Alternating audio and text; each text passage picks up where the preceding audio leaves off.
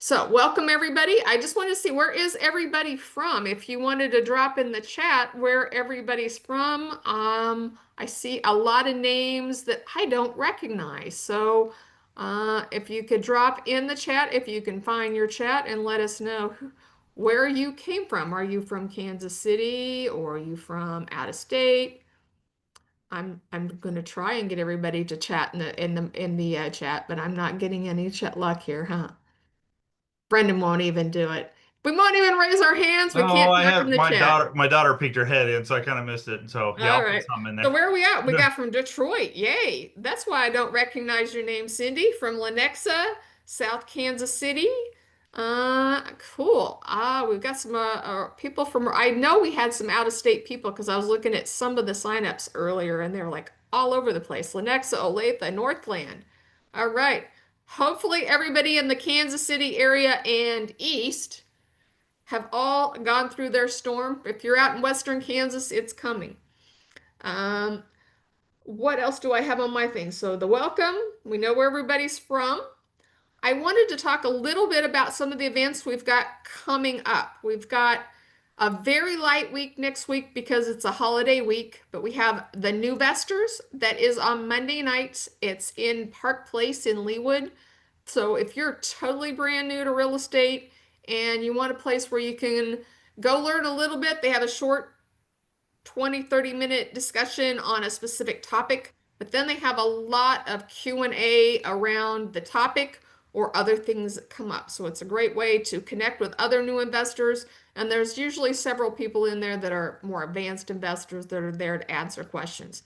That's live in person every other Monday. So the next one is the 30th. It's at Engel and Volkers, and that's in Park Place in Leawood. Um, we also have Winvestors is next Wednesday, and the Home Resource Network is next Tuesday. So those are on the MAREI calendar. Our big event is our monthly meeting in July, and that is our trade show. Don't know if any of you have been to the trade show in the past. I know I'm seeing a lot of names here. I think a few of you have. Last year's trade show, we're doing the exact same location at the DoubleTree, and we have the medium-sized ballroom. We're right next to the bar. We'll have about 40 vendors. I think I'm right at 30 now, so I got 10 more vendors to sign up. And last year we had 250 people show up, so I believe we'll do about the same this year. It was crazy. But you can go through, talk to all the vendors, ask questions. Two of our vendors are our speakers tonight. So if you have more questions than we can cover in the meeting tonight, bring them to the trade show on July 8th. It's totally free to attend. Bring your business cards so you can work the room. Bring a few flyers if you have a deal so you can hand those out. That is on the 8th. We have one more event I want to tell you about, and that is this Saturday. And it's what's David Richter. He teaches the concept of profit first. And I was having a really hard time trying to figure out that concept because it's kind of how to be a good investor and manage your money, kind of CPA-ish, or managing the money from the accounting standpoint. But one of my mentors made a post the other day. She had a real estate investor friend who was doing great. She thought she was doing awesome. She had plenty of money in the bank. She had all of her rental properties were doing well. And one property needed a new roof, so she fixed the new roof. And then another property had needed an air conditioner, so she replaced that. And then all of a sudden, she had an eviction, her second eviction she'd ever had in 20 years. It was a lengthy eviction. It took a long time. She didn't get any money coming in. The tenant moved out, trashed the house, and it needed cleaned out. And she needed to get it rented because when she went to the bank account, she'd made all these repairs and paid for the eviction and hadn't collected any rent. And oh, by the way, her mom got cancer and she was not paying really close attention to her rentals. And suddenly she had no money, even though she was cash flowing very well, managing her money very well. All of a sudden, all the money was gone. And so she was, this close to bankruptcy and she just was not managing the money. What her idea of was she doing good in her business and was her business doing well? Could she afford to make these repairs? Was we had plenty of money in the bank. She didn't have a good handle on reserves. She didn't have a good handle on reserves for her properties, reserves for her own life. And so that's what this class is kind of directed towards. Um, I know Brian talked about it a little bit at the meeting last week, but I wanted to do one thing. I have this fancy new tool, let me push a button, and it let me draw some names, which was going to let me give away a free attendance for this class. It's Saturday on Zoom from 8 in the morning till 2. And if you win, you get to go for free. If you don't win, it's $47 if you sign up tonight. It's a little bit more if you sign up tomorrow. But if you can't make it, it's also recorded. So I spun the wheel of the winners, and my winner, you have to be here, came up first was Tony Guzzo. So Tony, are you here? Does not look like I have a Tony. He is not on. The next person that came up, Tony, are you on? Are you just under some other name? No, okay. Looks like all three of my people I spun the wheel came up negative. Let me pull up my calendar and try it one more time. Because I really wanted to give one away. Random drawing. Select a winner. Terry Taylor, I know you're here. I saw your name 2 seconds ago. Terry, Yeah, are you there? yeah, I'm here. All right, I'm Yeah, gonna write you I down. think I already purchased it though. Huh? I believe I already purchased it. Okay, well we I was can. part of the buy one get one free deal. Okay, well then we will get you another one. All right. So I will get with you afterwards, and I have the list of what's coming up for the next 3 months, and Okay. you can pick one of those. That work? That'll work. Sounds good. All right, so Terry Taylor is our winner. Congratulations. Let's give him a round of applause. Thank you. All right. Are we all ready? Everybody's logged in. Everybody can hear. Yes. All right. Well, I am going to get some people to help me here. I have two people to introduce. First is Dan Marlow with Valor Business Services. And I'm trying to figure out, I can't seem to pin him. Okay. Oh, you need to turn your video on, Dan, or we can't pin you to the screen. Okay. All right. There we go. All right, so we'll pin you to the screen. There we go. So Dan, tell us a little bit about you and Valor Business Services. Sure. So, licensed CPA, been one for a little over 20 years. Done a little bit of everything, ranging from the corporate world to advisory you can think of at this point. So I run, amongst other things, I run Valor Business and Tax Services. So primary focus is tax, but I also have a pretty heavy focus on small businesses. So I have a fair number of business clients and entity clients, which is somewhat of a specialty, I suppose, in the tax space. I have a lot of people that are real estate investors of all ranges, right? From a couple properties all the way up to, people with 50, 100, 200 doors, as well as support businesses like contractors and other service providers. So, nutshell, that's kind of what I'm doing, and I'm based here in Kansas City, up in the Northland. So, I'm happy to be here tonight and answer some tax questions. All right, well, thank you so much for helping us out. And next up, I have Spence Stover. He is an attorney, I believe, from Lee Summit. Correct, yeah. At least that's where your office is. And you've been a part of MAREI for a little bit longer, of several years. We've seen you at quite a few meetings. So tell us a little bit about Spence and your firm. Well, I practice throughout Missouri and Kansas. Not really location specific, but I provide a full range of real estate related services, from transactional, preparing contracts per deed, doing closings, leases with options, no security instruments, that sort of thing. I also provide a lot of services with respect to real estate related litigation. I do evictions, foreclosures, quiet title actions, other title curative actions, foreclosures. And I also do quite a bit in business law, especially related to business organizations, formations, LLCs, series LLCs, corporations, business purchase agreements, that sort of thing. Oh, cool. Then I have the right two people from MAREI to talk to because you all both seem very well versed in our topic tonight. I do have a disclaimer to make to everybody on the call that this is an educational purposes discussion, but when it comes down to specifics, that while these guys are both experts in their field and we would tell you to consult with a CPA or we would tell you to consult with an attorney, questions asked on this call are more general purposes. They are not your CPA or your attorney. I would suggest if you have specific questions, you get with your CPA or attorney. If you don't have one, both gentlemen are available and would love to have your business. And I bet they would talk to you a little bit to see if they are a good fit before they make you go on the clock. I know most CPAs and attorneys will just talk to you for a little bit to make sure you're both compatible with the right needs. So I'm volunteering your time for free for 5 minutes, okay?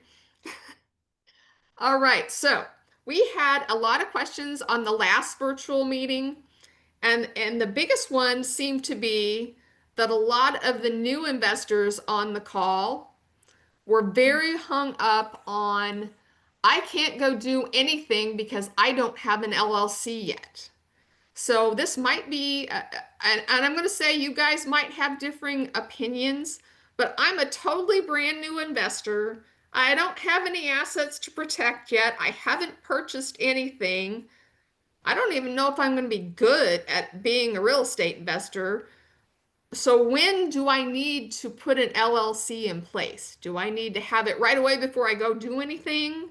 Or can I wait till I buy the property? Or could I even buy it in my own name and transfer it into the LLC later? So, Spence, we'll start with you and then we'll get Dan's take.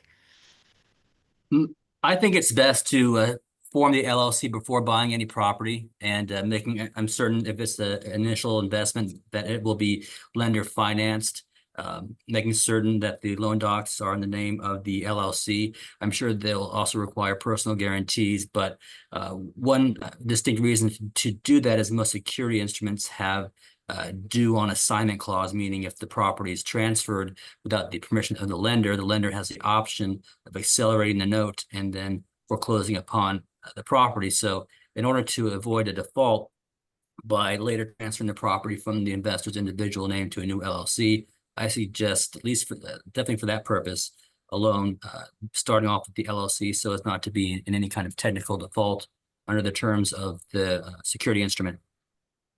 And I also saw several lenders, we asked this question on Facebook, and several of the lenders were commenting to the fact, you want to get it in the LLC name to get your loan in the LLC name, but also that if you transferred it, that could pierce the veil if you were ever to get sued, that transferring it from your name to the LLC could be some kind of way for somebody to get around the LLC to sue you personally. There are a lot of factors that are looked at if the plaintiff is trying to pierce the veil of the LLC. Namely, it comes down to making certain that this LLC is really treated as a separate entity, so its own bank accounts, everything's titled in its own name, it's kept sufficiently capitalized, as well as making certain that the assets completely well insured. Okay. And Dan, what's your take? When do we need to have that LLC from a tax standpoint?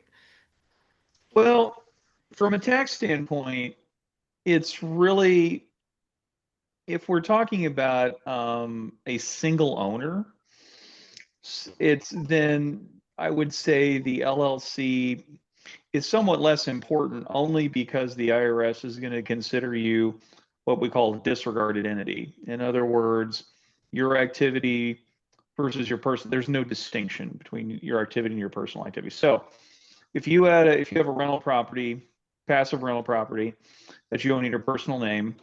The income and expenses associated with that are going to go on Schedule E, profit and loss from rental property. If you own it in an LLC, but you're the sole member of it, same thing, goes on Schedule E, even though that property is owned by a separate entity, because for IRS purposes, again, the entity is considered disregarded. We don't care that there's an LLC. There's a couple forms where you might see that LLC name pop up, particularly when doing what we call the QBI, qualified business income deduction. There's a line where you actually would list the EIN, but for all intents and purposes, in terms of how you would calculate the tax on it and recognize the income, it's not going to make any difference. However, if you're going to have rental property, Oh, we're losing you, Dan. You're going all garbly, or maybe that's me. No, he is going gurgly. Do you have other windows open on your computer? nope. Uh, let's try again. So what I was saying there was now if you have multiple owners, I would highly recommend having an LLC before you acquire property, because and by the way, that extends to husband and wife.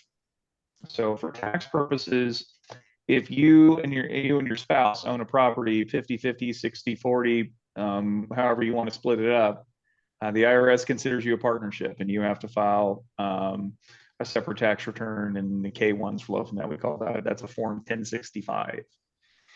True. That's also true if you have non-related owners. If you're going to have a partnership, best to get that LLC formed and get your tax ID number, because a partnership has to be filed with a tax ID number. So again, everything that's been said, I would fully agree with. Sooner the better. Certainly have it before you get the property. Moving property around from your personal name to your business is messy at the least.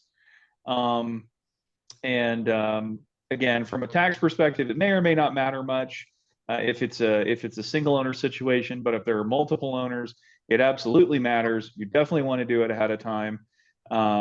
And of course, there's other documentation like operating agreements and things like that are going to be pretty important in that case for other protective reasons. But from the IRS's perspective, having that selecting the correct entity up front is important, and the less changes you have to make on the back end, the better. Okay.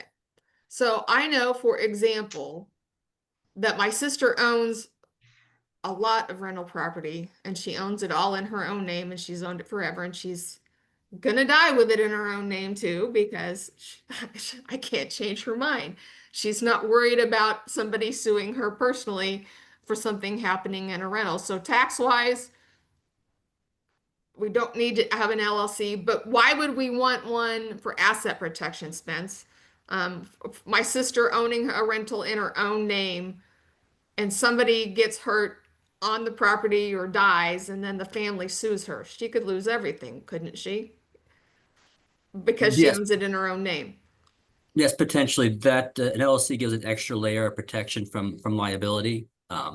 But forming the LLC isn't necessarily sufficient, because like we briefly discussed earlier, it can be potentially pierced. And so it's a matter of keeping that entity separate and making certain it's treated separately, being sufficiently capitalized, sufficiently insured, in order to have that extra layer of protection from liability. So that's one of the advantages for setting up any kind of an entity, whether it's an LLC or a corporation.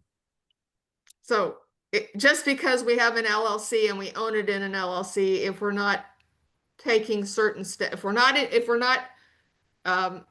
having checks and balances, and we're just not taking care of the property, and we're negligent, won't help us. We don't have any insurance, won't help us.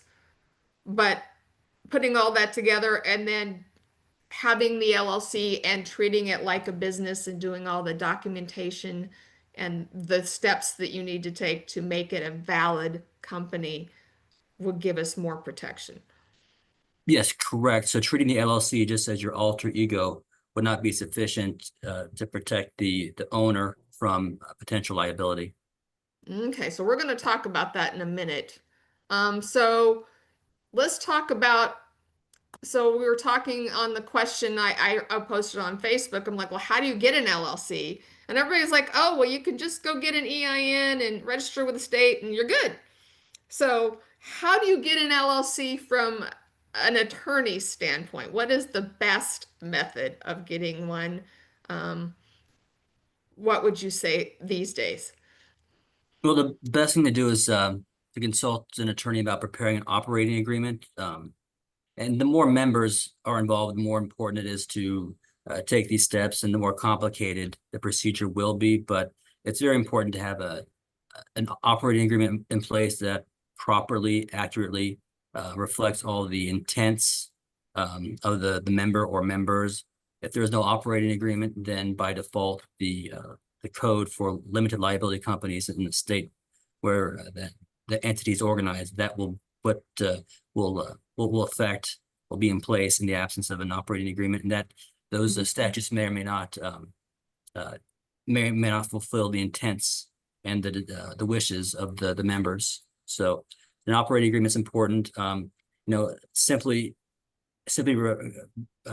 filing or getting articles of organization through the state's not sufficient. So that's one of the main points, is what to be most complicated is getting that proper operating agreement in place. Okay. And what do you say, Dan? And I think you told me earlier you have an attorney on staff, so. Well, I mean, if I don't You have an work attorney with- on staff, but I do certainly refer out business if Right. I have somebody that requests it. I mean, this is a classic example of, technically that's a correct answer, that you can pay a registration fee, register your LLC, and the EIN. Now the EIN has nothing to do with your registering the LLC. That's obtaining a tax ID number, which generally speaking you would want to do if you have a legal entity. So it's a technically correct answer. But as alluded to earlier, there are some, again, if it's just you, a little less complexity. If it's not you, not just you, or not just you and your spouse, if you've got third parties involved, I would say it's darn near an absolute necessity. And unless you are a trained lawyer and you're comfortable drafting your own legal documents, I would certainly recommend, at the very least, consulting an attorney to make sure you're as the saying goes, you dotted your I's and crossed your T's. I feel about LegalZoom probably about the same as most tax professionals feel about TurboTax. Can you use it? Sure. Is it a good idea? Yeah, again, what you're paying for when you pay a professional is not necessarily the mere preparation of a document. It's their knowledge and expertise in making sure that document is prepared correctly. I know that sounds like I'm parsing words, but I assure you, I am not. That's a big difference. So, short answer to that question is sure, you can take the cheap route and technically be legal in that state. But depending on your ultimate goals, the ownership structure, that may or may not be a particularly good idea. By the way, depending on what state we're talking about, some states have continuing reporting requirements. Missouri isn't one of them. Kansas is. They moved it every 2 years. Some states have annual requirements. So make sure that if you're going to do business as an LLC in another state, also check to make sure, and usually the continuing reporting requirements aren't super onerous. It's usually name, rank, and serial number type information, but not always. So definitely make sure you do some homework on that. And again, an attorney, it can be a great resource to make sure you know what the expectations are. And to the extent that there are tax or tax-like reporting information that's tied to LLCs, in the back of my mind, I'm thinking California and their wonderful LLC tax returns. Tell me that. I got a file in California this year. Yeah, if you're a disregarded entity, California doesn't think you're disregarded. So that's fun. Delaware also has some unique requirements for businesses, including real estate. So again, there are some differences in the states, but Another thing to consider with LLCs is just because you form it once, it's not always set it and forget it. There are other things that you may need to do to keep your entity in what they consider good standing. So, Okay. So my experts on Facebook thought that once we filed with the state and we got our EIN number and we wanted our operating agreement, they weren't too into LegalZoom, and they're convinced that ChatGPT is now our attorney. Um, can we just go to ChatGPT and say, pretend you are Spence Stover and Dan Marlow and write me an operating agreement to cover XYZ? Uh, thoughts, Spence? I'd say I have the same feeling about ChatGPT as Dan does about TurboTax or LegalZoom. It's not going to be location specific. It's not going to tailor the instruments to the state that it's being organized in. They'll probably just grab general concepts from all over the country. And also, they're still notorious for hallucinating and making things up or creating provisions that aren't enforceable or may violate the law. I mean, it's Chat GPT and AI. It's so I mean, it's infiltrated the legal drafting world, and it's become so notorious that in Johnson County, Kansas, they've enacted a local rule in which we have to disclose the bottom of any plea of every pleading, whether or not AI had any part in its drafting. So. I definitely would not recommend going in that direction. Okay. Well, I agree. ChatGPT And does kind make of touched stuff on a up. bit what Dan said, Yeah.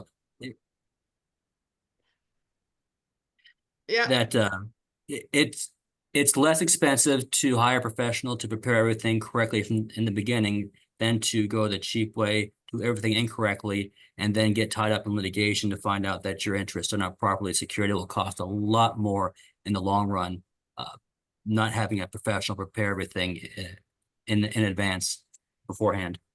So if I'm going to pay an attorney to set up an LLC for I'm going to buy a rental property and husband and wife are going to own it. What kind of cost? I mean, I'm not going to say exactly because I know it's going to have a lot of factors, but a broad range. What do you think it would cost to set up an LLC? Yeah, it does depend on how simple or complicated it is. The more members, the more complicated it's going to be. But if it's going to be, far simpler, the parties know what they want. It's always good also to have a succession plan. I think to place in the operating agreement rather than to have your probate or your estate planning documents to govern or rule what would happen to that company in the event of someone's passing. So it's going to be a spectrum on how complicated the process is. It could be a flat fee if it's simple. If it's more complicated, it'll be hourly. Okay. But simple, a simple one under 1,000, under 800, 200 bucks. Oh yeah, definitely under. I think you could probably do a simple husband and wife for under 1,000. Yeah. Yeah. Well, I know the first one we set up 20 years ago was 800, something like that. So, but there was other people that were cheaper, but they were also going on LegalZoom and downloading it and then reselling it to me. So, um, so, um, well, what was my next question? So, Dan, when we form this LLC, and you both have alluded to it, that there are things we need to do to make it valid, to make it separate from ourselves. So, what are some of the top? I think there's like a list of 15 or 20 things, but maybe the top 5 things they need to make sure they're doing to keep the LLC separate from themselves and to make it in good standing. well, we've alluded to some of them already. So, besides literally forming a legal entity, you certainly want to obtain your employee ID number, EIN, from the IRS. Again, if you have a single member LLC, that's going to facilitate not necessarily super important from a tax reporting perspective, but if you're having to issue 1099s to say, people that have done contracting work for you, et cetera, et cetera, et cetera, you'll certainly need an EIN so you can do that in the entity name. If you're if you're multi-owner, again, including husband and wife, it's going to be a requirement in order to file the correct tax return. So there's certainly that. But at a high level, when we start talking about keeping it separate, I mean, I think it, again, as has been alluded to already in this conversation, you treat it like a business. Now, that seems like a pretty straightforward thing to say, and yet I can point to so many examples in the past where people did not treat the real estate investments like a business. Again, people owning things in their personal name, commingling money, not having a separate bank account, not having a bank account that's actually a business bank account that's in the LLC's name. Another one of my incredible pet peeves, and this extends beyond just real estate, but people who form entities and then pay their personal expenses from their business instead of again, if you're going to take a if you're going to pay personal expenses with money you earn from a business, and it's particularly if we're talking like rental property, we haven't gone into S corps anything like that yet, but high level, transfer money from your business to your personal account. Please do not pay your personal expenses out of your business. If you'd like to, if you, again, going back to what we said earlier, if you'd like to show the IRS and every possible legal body that your business is your personal piggy bank, that's a great way to do it. So let's not do that, and let's transfer the money to our personal account. Same thing if you're capitalizing the business, transfer the money from the personal account to the business account. Again, demonstrates this is a separate entity unto itself. Also, keep books, keep good books. Again, if you only have 1 or 2 properties, Excel, I know we may not love that as a long-term tool, but it's still okay. If small transactions, you download from the bank and code, still keeping a set of books. Now, if you have 50 rental properties, let's not use Excel. Okay, let's use QuickBooks, or let's use, which is 95% of the market now, or something similar. Used class tracking. So we've got income and expense by property, which is required for Schedule E, or if it's a partnership, the 8825, whatever the equivalent form is. That again, that's information that's going to be a necessity for tax reporting purposes and others. So the simple thing to say is certainly the EIN, separate bank account, separate credit cards. Just keep things in the business name. Run business transactions is another thing. Run your business transactions through your business and your personal through your personal. Make clean transfers in and out of the business if you're going to pay yourself personally or need to capitalize it. If you're borrowing money for the LLC, again, for LLC assets, borrow it in the LLC's name, knowing that there's going to be a personal guarantee of some kind on that debt, but at least the debt is registered in the entity's name. Yeah, and I could list others, but if you want to summarize it in a sentence, run it like a business, treat it like a business, keep it like a business. Do not consider, don't run your real estate enterprise as an extension of your personal assets. And as long as you do that, then you're putting yourself in the best position, not only from a legal protection perspective, but also from an IRS reporting perspective, from a tax perspective, from a lender's perspective. Lenders want to see clean books when they lend money to you, especially the bigger you get.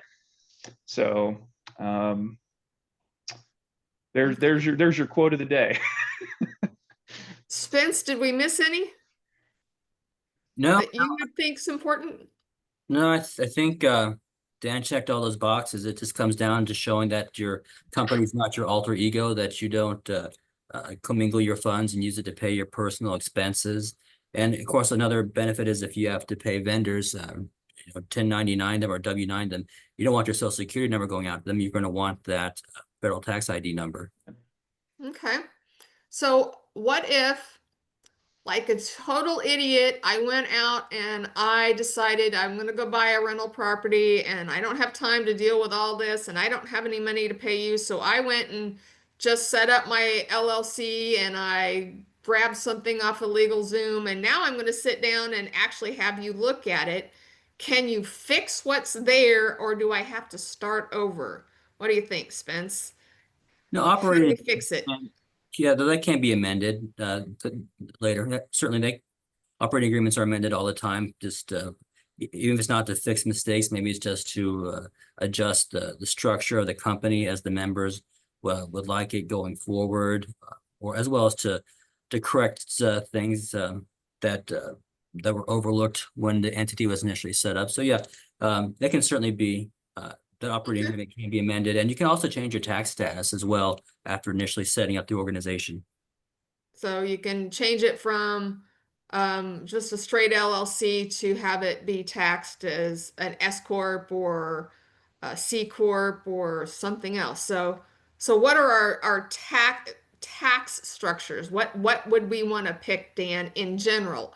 I know that if somebody is a doctor or an attorney and they have all this other fancy stuff going on, in general might not work for them, but for the average real estate investor, what tax structures are we looking at if we're going to hold rental property versus if we're going to flip a lot of properties? And would we want to do those in the same company? So our menu of choices is going to be, I'll lead off by saying this. If you come out of this meeting with one thing, this is the one thing that if you remember this, your conversation with your tax professional will be incrementally more productive. I can't tell you the number of times when I'm having an intake conversation with a client and I ask them how is the business organized? Or has the business taxed? Has the business taxed? And the answer I get is, well, we're an LLC. Great. Problem with that is that an LLC for tax purposes can literally be any form of business you can report to the IRS. What do I mean by that? Well, first, it depends on whether or not we're talking about rental property or flips. So rentals are still considered what IRS considers that passive income, not subject to self-employment tax. Where do we find rental properties? Schedule E, if it's a disregarded entity. If it's farm related, we're in the Midwest, so I'll throw this out there. Form 4835 is where you would see that. It could be on a partnership form, 1065, if we have multiple owners. It's also possible we could have them in an S corp or a C corp. Then we have flips. Now, this is something that again can create some confusion, especially for our new investors. So the IRS considers flipping properties to be analogous to a retail type business. In other words, your unsold flips are treated as inventory. So, and your profits from your flips are taxed as ordinary income. That is subject to self-employment tax because unlike passive income, flips are considered a trader business. So I have people all the time will say, well, I just want to put my flip on Schedule D. No. Schedule D is used for what we call capital assets. Now, if you have a vacation home and you don't get income off it, that's different. That goes on Schedule D, or you sell stocks and bonds. Do not put your flips on Schedule D. That's not where they go. It's a business.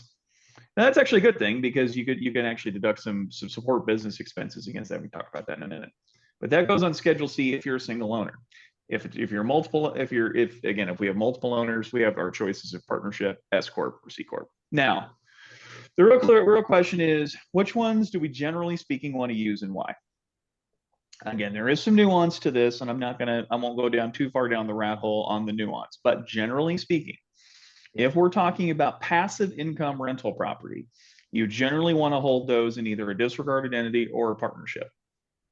Those are the two ways that you typically want to be taxed on something like that. Why? One of the big things that S corps and C corps allow us to do is shield income from that self-employment tax, that up to 15.3% tax. Well, you don't have that if it's passive. So so there's no reason to create unnecessary structure. So um, so that's typically what we like to do there. And that's really regardless of income level. Same now the flip side is true for flip side for flipping properties. So if you're flipping properties, particularly if you're doing this in high volume, aka enough where you're actually taking a salary out of the business, this is your living, or at least a part of your living, or your spouse's living. S corp, depending on the size again, may be an improvement over that. So that's typically where we look at S corps. We don't want to do S corp for rentals because if you try to, and I'll give one quick example, it cuts away some of your flexibility. So if you try to what they call distribute, not sell, but take a property out of an S corp for whatever reason, trying to transfer it from party A to party B, the IRS will actually consider that property distribution as equivalent to a sale, and will tax you with the difference between the fair market value of the property and its basis. So like selling stock, but it's a non-liquidation event. So you're creating tax, but you haven't liquidated anything. It's bad. We don't want to do that. So S corp, we want to stick that more on the flip side. Disregarded entity or partnership for your rental properties. C corp, again, now this advice could change a little bit depending on what Congress decides to do. If they want to lower the tax rate to 15% for corporations, that could do some interesting things. But generally speaking, not a big fan of real estate in C corps, either rental properties or flips under current law, unless we're dealing with a situation where, and we'll pick on S corps for example, an S corp is not going to be an option. So I could think of an example in the past where I had a client that owned rental property here in Kansas City, but he lived in Australia. Well, as an Australian, he is not allowed to have an S corp. So his only option was to own his property in a C corp. So if you have international ownership, that can be the case. It's also true if you have a partner that is a non-U.S. resident. S corps, you have to be a U.S. citizen, or all shareholders have to be a U.S. citizen in order to uphold that status. If not, you'll be limited to either a C corp or a partnership tax classification. That's a short answer. Again, Okay. there are different considerations depending on what incomes we're talking about, different income flows, etc. Should they be in separate companies? Generally speaking, yes, they should be, because they are considered different types of income. And so I generally will recommend, yes, put your flips in one, your rentals in the other. If you're not Okay. sure if something is a rental or a flip, you can always, but you do both, you could always consider to essentially a flip and then not sell it to yourself, but transfer it to yourself. But going back to what I said earlier, that's a good example of why we don't want to do S corps, because if you had transferred that property between S corps, you could have created a taxable event. But if they're disregarded entities or partnerships, you don't have that issue. So that's a long answer to a short question, but hopefully that covered some ground there. It makes sense. So I have Spence, if you disagree with us, you let us know. But I have another question if you're ready, if you don't have anything to add to that. Think so Yeah, my go ahead, next shoot, Kim. huh? Go Next ahead. question. Um, so I get all these YouTube gurus and they're like, oh, you need to create your LLC in Wyoming or Nevada or Delaware, or I was on something the other day, I needed to create my LLC in the Cayman Islands. I'm like, yeah, I don't think so. So where generally is it best to form your LLC? The state you live in, the state you do business in, some other state? What do you say? Well, if you're doing a business in a state, you should at least be registered to do business there in case you have to bring some sort of suit, like to evict a tenant. You don't want the tenant hiring an attorney and then raising an issue of the evicting entity not being registered in that state where the property is located. So it just depends. For real estate investors, I don't think you need to do a whole lot of forum shopping. Delaware is often considered preferable. They've always been on the leading edge of corporate law. And so they always have a very comprehensive code, and it tends to be pretty friendly in terms of corporate structure. But as far as most real estate investors, usually I think locally you'll probably be fine. I know a lot prefer Missouri.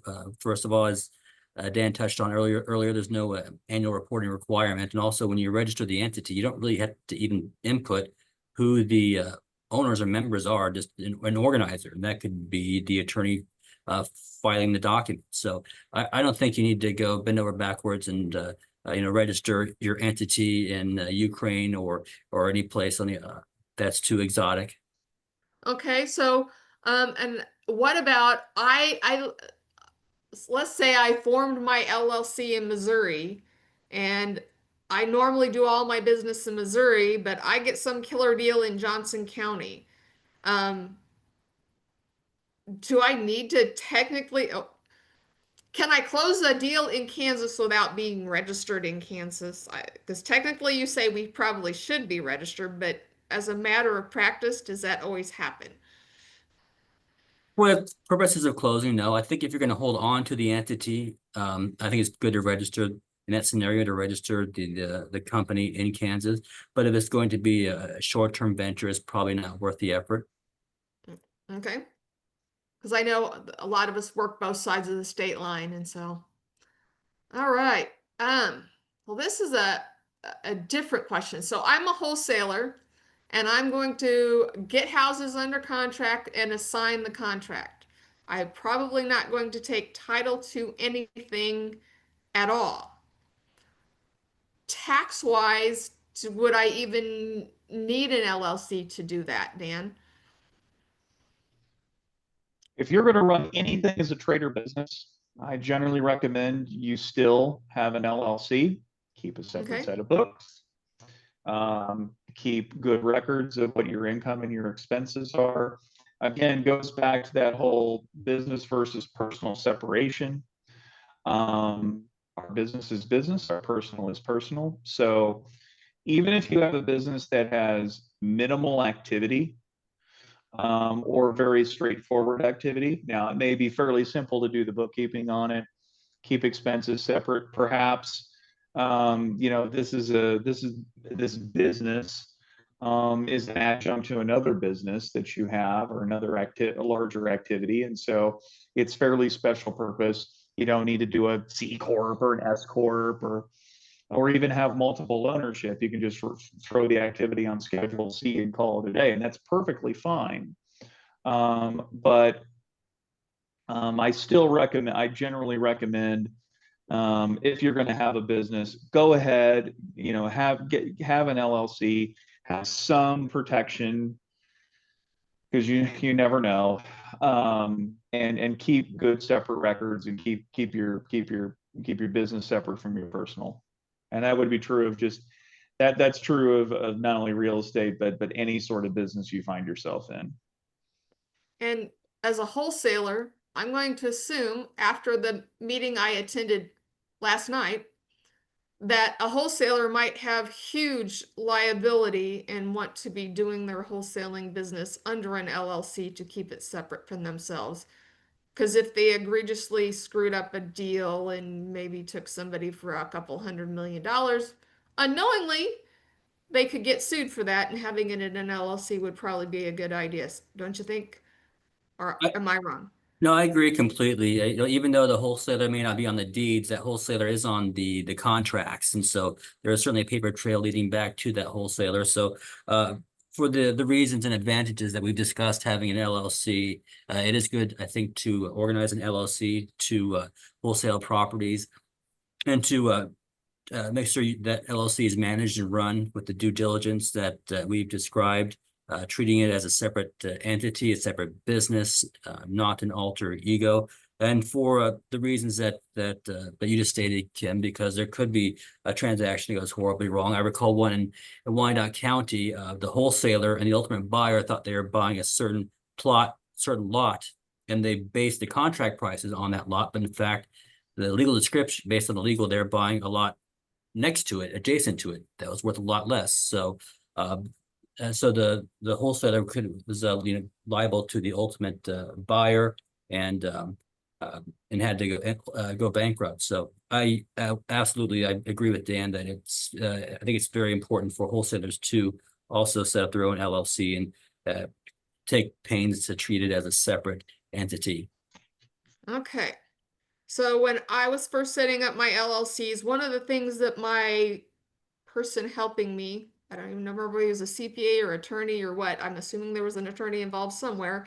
They said I needed to have annual meeting and do these notices and keep minutes, and I need to do that every year. So how important is that? I don't know if this has any importance tax-wise or any importance legal-wise. And that's an advantage to LLCs. You don't necessarily need those requirements. The more members there are, it's probably better to have more procedures involved as far as how certain decisions are made among the members that involve large amounts of money or that involve large transactions. But one of the advantages of LLCs over corporations is the LLCs typically don't have to follow those traditional protocols that corporations do in terms of meetings and quorums and minutes and that sort of thing. Okay, well, cool. You just save me tons of going back and making them all up, because I don't do them like I'm supposed to. Although I used to do them because I was able to write off my second home for the weekend. I did my annual meeting at my lake house. I was able to pay myself for my lake house and use that Augusta rule and write off my lake house slightly. But that's a different class. All right, let's go to my next question, and we're going to get away with the whole concept, do away with being wholesalers. We're not flipping houses. We're not buying rental properties. I have a big chunk of cash. Either I'm going to 1031 it out of a property, or I just got cash in the bank, and I'm going to go invest into a syndication. Somebody else's totally deal. Do I want to do that in my personal name? Or do I want to do that inside of an LLC? And that would probably have tax implications and legal implications. So tax-wise, Dan, do I want to invest in a syndication or somebody else's deal? I'm just a passive investor giving them money. Do I want to do that through an LLC or my personal name? That kind of depends on what the investment is.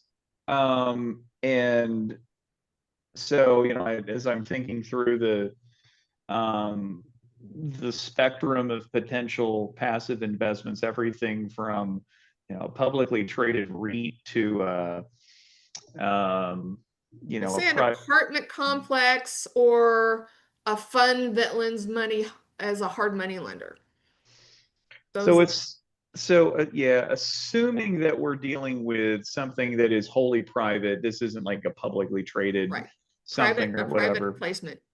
From the IRS's perspective, again, it's going to go back to who owns the investment, right? So if you have, if it's a sole member that owns the investment, you can certainly own it in an LLC, but from a tax perspective, that K1, and I'm going to assume it's probably a K1, either a partnership or an S.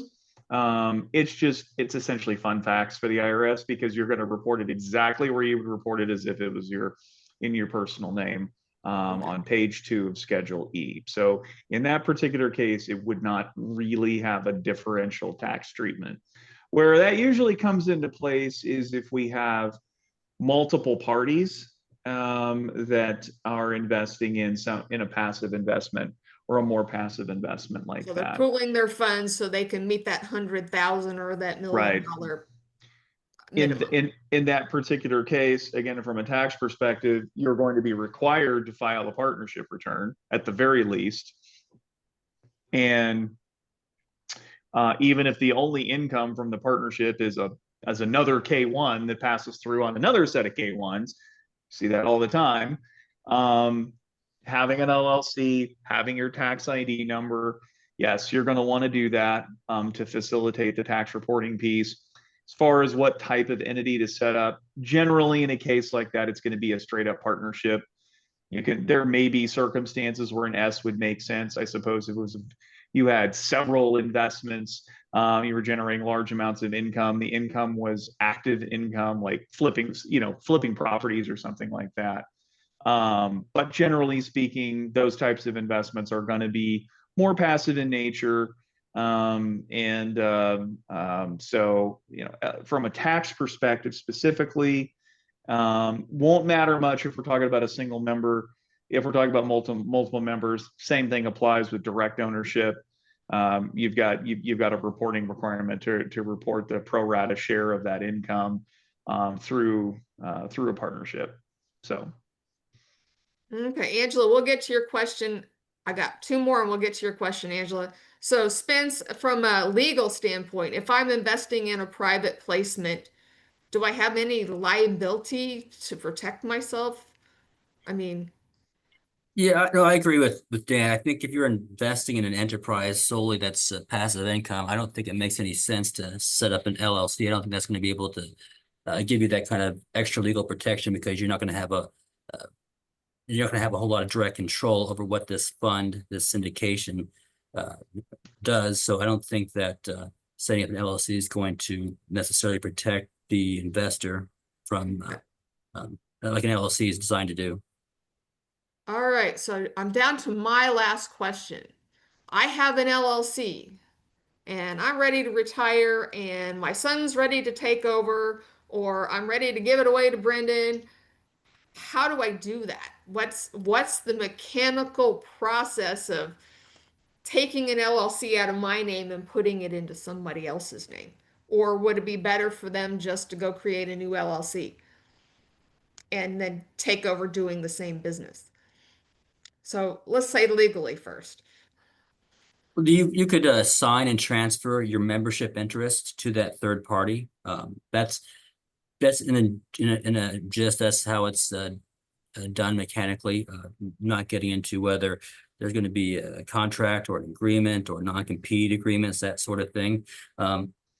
It's on the subject of passing, the LLCs onto heirs. It's always good to have a succession clause in the LLC. If something were to happen to the member, that member's interest would pass to so and so or these individuals, and the more people who are involved, the more important it is. Even if it's a closely held family business, if say children they want to leave it to their children, but some children they don't get along, or some want to be actively involved and some don't, then I think those circumstances and scenarios should be taken into consideration.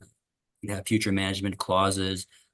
If some members want to get out later, there could be buyout clauses that will be triggered by somebody's passing away or somebody being indicted under a felony or somebody just wanting to leave, and then the valuation and how specifically mechanically how that buyout would occur, whether it's bought by the other members or redeemed by the LLC itself, or a combination of both. So I think those all could be addressed in the operating agreement, But if I was selling it to a third party, they might want to create a wholly new entity because they might not want to be subject to the baggage I might have from 20 years of business. Something from a long time ago could rear its ugly head, and they might want to have a separate entity.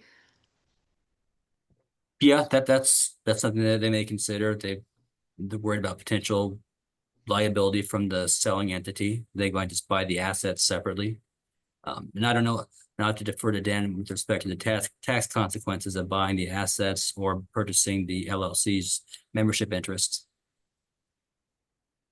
What do you think, Dan, tax wise? I mean, yeah, that question can go a lot of different directions, and it's very much based on facts and circumstances, the type of business, what does the LLC have in it? Who are we selling it to? Why are we selling it? So there's really no, in my mind, there's no one straight answer as It's far I as need what's, but so there's, so we'll put a few scenarios out there. Let's say we've got an LLC. The LLC is just a holding. It's a holding entity. It's holding real estate, just straight up real estate assets. You know, a bunch of single family residentials, and we're looking for a tax efficient way to transfer that to a family member, and we're looking to do that prior to the current owner's passing. demise. Then a potential tax treatment for that would be, so in that particular case, the LLC itself, it's really the assets of the LLC that matter more than the interest itself.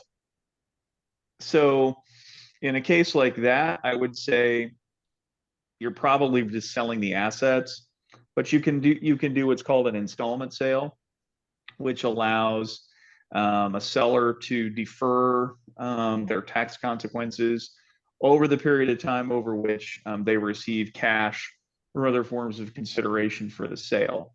You see a lot of this in family businesses where the son buys the mom and dad's business on a 10-year note or a 15-year note. That allows, so any gains associated with that business are then spread out over a 10 to 15-year period. The sellers effectively get a retirement income out of it without enormous tax consequences, and there's that. But you also have to provide some consideration to, going back to the asset heavy situation, what happens in an estate situation. So let's say someone does pass away, they have heirs, and they're going to inherit real estate.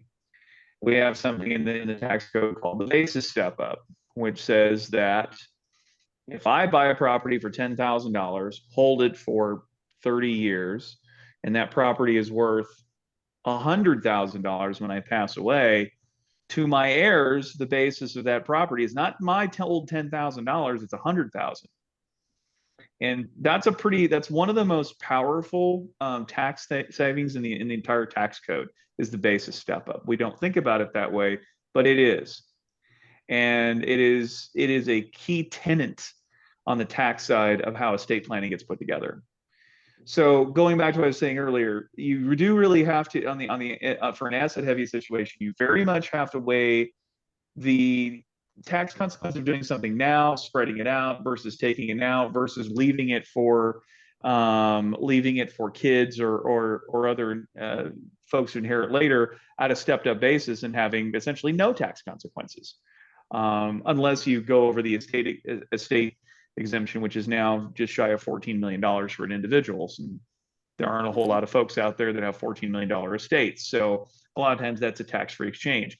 If we're talking about an enterprise that is not just a holding company, there are we're flipping properties, but maybe we've got employees, we've got other considerations, then just waiting for someone's passing, while it may be a tax efficient way to go, it may not be a very operationally realistic way to go. And so that's when I get back to kind of that seller's note approach, is something that I see quite often. As far as the LLC itself, from a tax perspective, there can be some tax consequences as far as the composition of assets versus selling the stock itself. But again, it would depend on the composition of assets. Real estate assets are already pretty tax advantaged because of capital gains. Selling an equity interest is, as long as you've held the equity interest for at least a year, which that would be true in most cases, is considered a capital gain transaction. So you would get a pretty advantageous rate there as well. But if we have an entity that has other assets in it, like trucks, or non-real estate assets that may not have as advantageous of a tax treatment, that could affect the asset sale question. So that's a bit of a tougher one to answer, just simply because it goes a lot of different directions. It's very situationally dependent and life goal dependent. And sell now versus wait for everyone to inherit things could make a huge difference, depending on what we're talking about. But it also may not be a very operationally feasible way to go. There are also considerations from a cash flow perspective, what the seller needs to get. And if you're selling to a third party, generally speaking, I think as alluded to earlier, those are not always, but in the overwhelming majority of the time, those are going to be asset sales, because most of the time your buyer is not going to want it, even if there is no baggage, your buyer is not going to want to take the risk of inheriting baggage from your old entity. They will typically set up their own entity and buy the assets and set them up anew when they take over. So again, kind of a long answer to a short question, but that does give you a few tenets of how that kind of might work. Well, hopefully we gave some ideas to people. You gave me some ideas that I hadn't even thought of, so now I got to think some more. We have some questions from the audience, and Angela has a very hard one. She set up her LLC with Prime. I'm assuming that is a company. And they had her create a holding company based in Wyoming. And then the Wyoming holding company set up an LLC in Kansas. And then she did a closing today on a property in Kansas and they put it in the LLC. So, what's the whole point of holding company with baby LLCs? And yes, putting it in the LLC in Kansas was the right place to go, I'm pretty sure. But what's this whole holding company with baby LLCs? I have been given that several times in scenarios that I should set my company up that way. So, Spence, what is that legal structure? I think it was because Wyoming has some asset protection laws that lawsuits work differently. That was what I was told. Made no sense to me. Okay, yeah. I know some people like to do that in order to shield their personal names, so they'll have a holding company and a subsidiary. So it's more difficult to trace the individual who who actually owns everything. That's one advantage. I certainly can't speculate to what Prime was thinking. As I mean, as far as I'd be concerned about paying. Maybe Wyoming has very generous state taxes, but I would be concerned about paying state tax in Kansas as well as Wyoming. But generally, I think for investing, I think holding companies are necessary. I don't know what the supposed advantage of Wyoming's laws are. I mean, if an incident creating liability happens in Kansas, I think Kansas law is likely going to be controlling. But it sounds like an unnecessarily complicated structure. It was explained to me that they have what is it? Wyoming has special charging order laws that no other state in the union has, and that was why I was told I needed to have my LLC in Wyoming. So if I wrecked and had a car wreck and I was liable and I personally got sued, they couldn't go after the assets underneath the Wyoming LLC. Well, charging orders are a means of collecting on judgment that basically state that any distributions to that member must be paid to the judgment creditor. So I don't think that's going to really be helpful in most situations. Charging orders are quite rare. So I don't think that's going to be helpful in most situations. I don't agree with that premise. Well, I sat through 3 or 4 webinars on the whole concept and said, this is too complicated for me. I'll just not do that.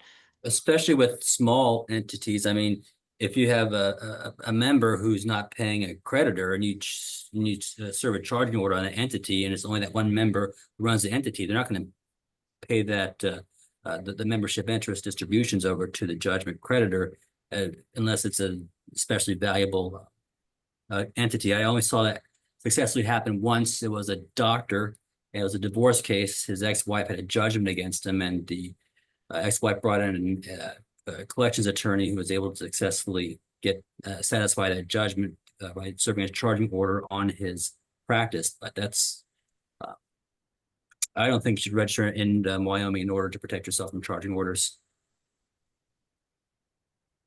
Dan, what's your take on this? Is there, I had a CPA at one time telling me we needed a holding company and baby LLCs, and this particular CPA wanted us to have an LLC for every property, and I understand you don't like that concept, but what about the holding company? There are certainly, I can think of some business structures where, for a variety of reasons, it might make sense to separate business activities. Let's say you've got a business and that has individual retail locations in different states. Those states have maybe some different, as we've alluded to earlier, some different states may have some slightly different LLC guidelines. One that comes to mind in particular for professionals is some states have what's called a PLLC, professional LLC. It provides certain differential legal protection for malpractice and a few other things anyway. Not necessarily super relevant to this audience. I would say, but in the real estate space, I'm hard pressed to think of a specific example where that series would necessarily make sense. Perhaps if you had, you had multiple companies in multiple states, each of those companies was principally doing business in a localized area, and you wanted to contain that set of transactions to the LLC laws of that particular state. I could make a case for it. But for someone that is a, Missouri, Kansas, buying rental properties, et cetera, no, having an LLC, register yourself domestically in your home state, register yourself as a foreign entity in the other state you're doing business in. That keeps you legal. From a tax perspective, a lot of those entities are probably going to get disregarded by the IRS anyway, and they're going to look back to whoever the ultimate owner is for tax reporting purposes and whatever the top level entity is. And in a lot of these cases where we've set up an LLC in one state that owns an LLC in another state, at the end of the day, it's all the same ownership interest. So if the owner of all these entities at the end of the day is an individual person, it's going to be disregarded, and whatever's sitting at the top is what's going to get reported. Is ultimately how it's going to flow through on a tax return. Now, if there is differential ownership at different levels of the tree, then that's different. You might have a partnership that feeds into another partnership that feeds into an individual return, and we can go through a million different permutations of that. But for most folks, it's probably going to be Formula LLC, domestic in one state, foreign in one or two other states where you might do business. So you have one entity for tax reporting purposes, and that's usually more than sufficient. All right. So Angela, that's a long answer that we didn't quite get you answered, I'm sure. I know when I looked at this structure that was being pitched to me, if I were going to be doing the business that the guru was telling me I was going to be doing, which was buying 50, 60 houses a year, made sense. But I was only trying to do 5 houses a year, and I figured I would be fine with just my local LLC. I didn't need the fancy structure, but I would go talk to Dan and Spence at the trade show to get a little bit more input on that. Next question. And I don't know, I'm sure you both can answer this. So I have formed my LLC and I want to buy a property in my LLC. How does that affect my financing options? I know some lenders will lend to an LLC, but some lenders will not. So what have you noticed, Spence? I've found that as long as there are personal guarantees, the lenders are fine if the property is titled in the name of the LLC and the LLC is the borrower on the security instrument. So I haven't noticed that impacting, negatively impacting or positively impacting options for obtaining financing. I think the bottom line is that lender's going to want that personal guarantee. Okay. Have you seen, I know a DSCR lender will not lend to you unless it's in an LLC. Most of the hard money lenders want you to own it in an entity, not your personal name. But if you're going to Rocket Mortgage, they're not going to lend to you in your LLC. But most of the lenders that work directly with investors will want it in your LLC, and the small local banks will lend to you in your LLC.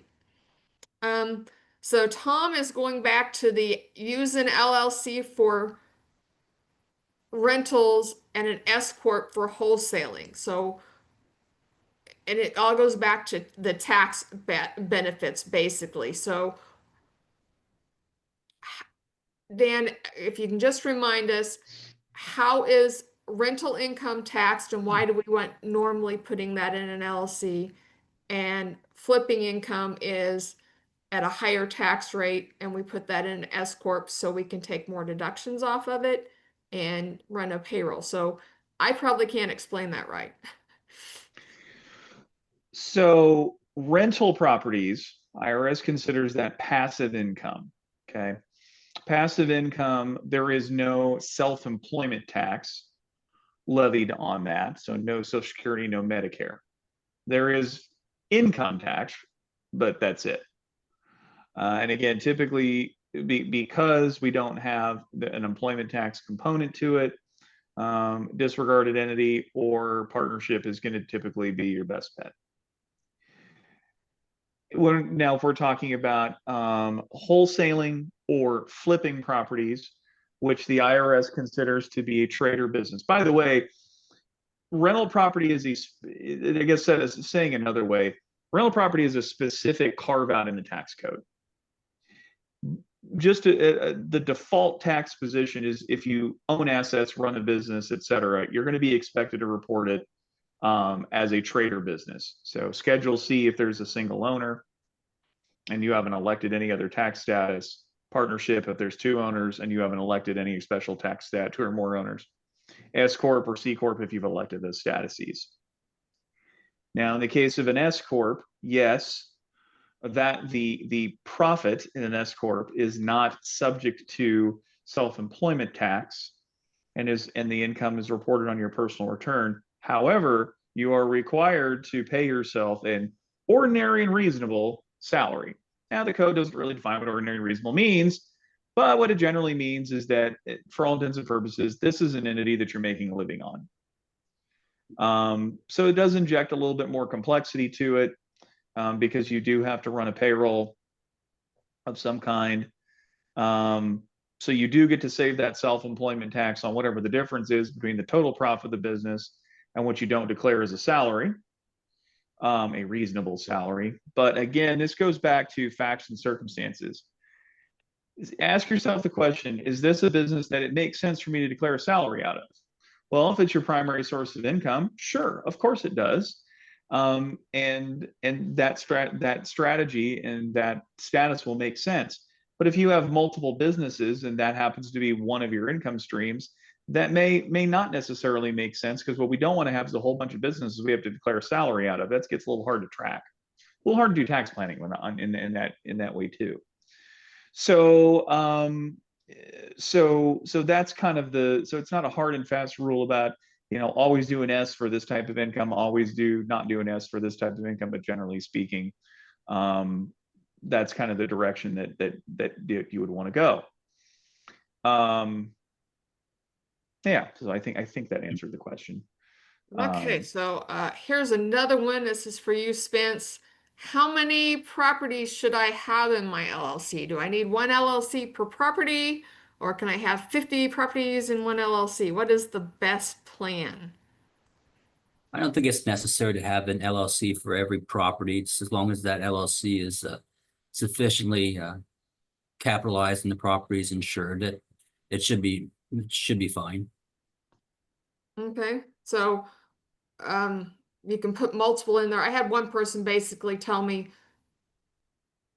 have as much equity in that LLC as you're willing to risk. And so if 50,000 was your dollar, you could have as many properties as you wanted until you hit 50,000 in equity, and then you'd want another one. But your risk factor might be $1 million. So it's up to what you're willing to risk was what it was explained to me. And if you have insurance to cover that equity, I mean, that should be sufficient. And you may find it easier to to get insurance if everything's covered through a single entity rather than having to apply for each separate entity. Mhm. So Brendan is asking, can ownership interest in a single member LLC be transferred upon death through a will if it's not addressed in the operating agreement? Yes, if it's not addressed in the operating agreement, then it would be the will or the estate plan of the member.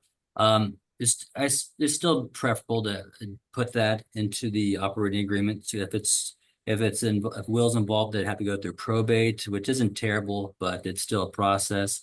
Or if you have a trust and you want the trust to obtain the shares, then you should probably put a succession plan into the operating agreement that states that if something would happen to the member, then the member's trust would be the successor member. Okay, so I have one for you, Dan. And this is one we didn't even talk about. I'm filling out an application for a registration of a foreign LLC in another state. What do I put as a registered agent in that state? So this person does not know really, I don't think, what a registered agent is. So what is a registered agent? What do they do? And where do we find them? So a registered agent is typically an individual or an entity that is quote unquote domestic to that particular state that would receive official correspondence. There you have a couple of options typically. One is if we're talking about like your home state. Some states, believe it or not, my memory may be incorrect, but I believe Missouri will let you list yourself as a registered agent. Some states will let you do that, some won't. However, you can also designate a particular organization to be a registered agent on your behalf and collect official documents and so on. Probably the most well-known of these would be CT Corporation. That's been around for a rather long time. They have addresses everywhere. Of course, you have to pay them a fee so that they, you're active with them to receive correspondence and such. But that's what a registered agent is. It's as the term implies, you're registered. You're registering a contact with the state to provide official documentation. In the event of, say, a lawsuit or something like that. I will say though, sometimes people will conflate registered agent with IRS correspondence. No, IRS will go off of whatever's listed on your tax return. So if you're a partnership, it's whatever address you list on your partnership return. Same thing with a S corp or C corp. If we're talking about things that are filed as part of your personal return, Schedule E, Schedule C, and so on, it'll be your personal address. IRS will not use a registered agent for their correspondence, nor will your state income tax agencies do so either. It'll be whatever's on your return. But so the registered agent's just there to get served if you get sued, basically. Largely, yeah. Okay. And then Terry was asking, can we deduct hard money, interest on a hard money loan? Yes, you can deduct interest on a hard money loan if you have income to deduct it against. What about points? Yep. Points Yes. also? Okay. Mm-hmm.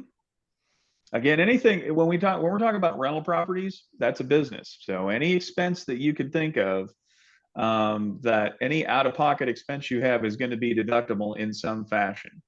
Okay. And wholesaling's the same. So correct. the money you pay for postage stamps to send letters, the money you pay for gas, so you go driving for dollars.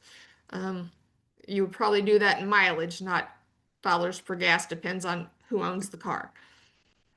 What if you loan money to the to the LLC to get started, and you want to charge maybe a interest or something toward the LLC out of your personal account, maybe. How does that work? Like What a do you single think? like a single member LLC where you're lending money to Yes. yourself essentially. Yeah, we'll lend it to the LLC from your maybe personal account, maybe or something like that, to get the business started.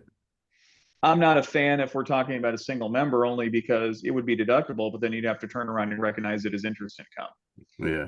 So it wouldn't do you any good. Where you see that come up is in multi-member LLCs. And there you go again, yet another reason why an operating agreement, and sometimes operating agreements with attachments or referenced agreements, aka promissory notes, becomes rather important, because if you're going to capitalize a partnership with debt, best you have your operating interests outlined in the operating agreement. And if there are debt instruments, I also would highly recommend consulting with an attorney on potentially drafting formal promissory notes with interest rates, terms of default, et cetera, et cetera, et cetera. So in those cases, it is important. Yes, it would be deductible as in the case of a partnership, it would be deductible as a partnership expense. And then the lender would recognize the interest income, would receive the interest paid as interest income on either their personal return or on another business's return, depending on who the lender is. Okay. Okay. This is my question. All right. I think we've made it through all of them. Cool. And we're right at 8 o'clock. So we got it all done and we didn't go over. I want to thank both of you for your knowledge. You're very helpful, and I think we've answered a ton of questions. Spence, if we want to get in touch with you, what is the best way to reach Spence Stover? Telephone or email, Spence at spencestoverlaw.com. And if you want to drop that in the chat. And Dan, what's the best way to reach you? Well, you can always visit my website, valorbizservices.com. You can also drop me an email, Dan, D-A-N, at valorbizservices, V-A-L-O-R-B-I-Z, services.com, or give me a call, and that's at 816-656-1142. And I will be glad to put those in the chat. I would also mention that if you go to my website and submit a form, you'll also see an option there to self-schedule a time using Calendly. I'm a big Calendly believer, and you can get time on my calendar to discuss what you'd like, particularly if we're talking like an initial consult. So that's a good way to get a hold of me. Okay, and I'll let you drop that in the chat. And both of you will be at the trade show on the 8th. So we will see you there. And if you can't find them, they're also on the MAREI business directory. So you can always go to the MAREI website or grab the newsletter, and they should be in there as well. So I will be saving this and getting the replay out for all the members. And I'll put it on the calendar, and it'll be up for a few days for everybody to be able to watch the replay sometime tomorrow, I think. So let's give them all a big round of applause. Although I lost me. What did I do? There you go. We'll give you a round of applause silently. Hey, thanks, guys. That was awesome. Thanks for the That was invite. excellent. Absolutely. Appreciate it. And hopefully we opened some eyes and answered some questions. You bet. All right. Thanks, everybody. All right. All right. Thank you. Bye. Oh, if anybody wanted to save the chat, I'll leave it up for just a second so you can save it. 3 dots, right click, save chat. But I will also post that with the replay. All right, and Terry, I will get with you tomorrow and we'll pick a class for you to take coming up in the next couple months. Okay, sounds good. All righty.